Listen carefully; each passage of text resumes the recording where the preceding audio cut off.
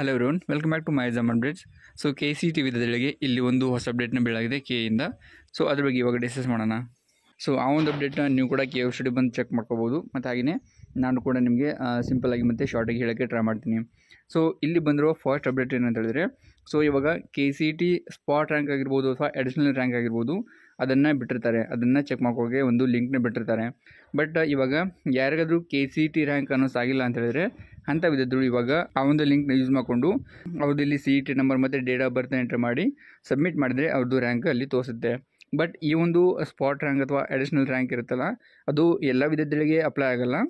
ಇದಕ್ಕಿಂತ ಮುಂಚೆ ನಿಮಗೇನು ರ್ಯಾಂಕ್ನ ಬಿಟ್ಟಿರುತ್ತಲ್ಲ, ಸೊ ಅದೇ ನಿಮ್ಮದು ಫೈನಲ್ ಆಗಿರುತ್ತೆ. ಬಟ್ ಏನಾದರೂ ಸಮಸ್ಯೆ ಆಗಿ ಯಾವ ಕ್ಯಾಂಡಿಡೇಟ್ಗೆ ರ್ಯಾಂಕ್ ಅನೌನ್ಸ್ ಮಾಡಿರಲಿಲ್ಲ, KCET ರ್ಯಾಂಕ್ನ ಯಾರಿಗೆ ಕೊಟ್ಟಿರಲಿಲ್ಲ, ಅಂಥ ವಿದ್ಯಾರ್ಥಿಗಳಿಗೆ ಈ ಒಂದು ಸ್ಪಾಟ್ ರ್ಯಾಂಕ್ ಅಥವಾ ಅಡಿಷ್ನಲ್ ರ್ಯಾಂಕ್ನ ಕೊಟ್ಟಿರ್ತಾರೆ.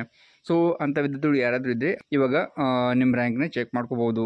ಸೊ ಇದಾಯಿತು ಒಂದು ಅಪ್ಡೇಟ್ ಬಗ್ಗೆ. ಮತ್ತು ಹಾಗೆಯೇ ನೆಕ್ಸ್ಟ್ ಅಪ್ಡೇಟ್ ಬರೋದು, ಸೊ ಇಲ್ಲಿ ನಮಗೆ ಒಂದು ಲಿಂಕ್ನ ಕೊಟ್ಟಿರ್ತಾರೆ.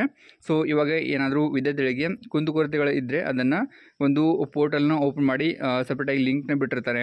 ಸೊ ನಿಮ್ಮದೇನಾದರೂ ಸಣ್ಣ ಪುಟ್ಟ ಸಮಸ್ಯೆ ಇದ್ದರೆ ಸೊ ಈ ಒಂದು ಲಿಂಕ್ನ ಯೂಸ್ ಮಾಡಿಕೊಂಡು ಅದನ್ನು ಸಬ್ಮಿಟ್ ಮಾಡ್ಬೋದು.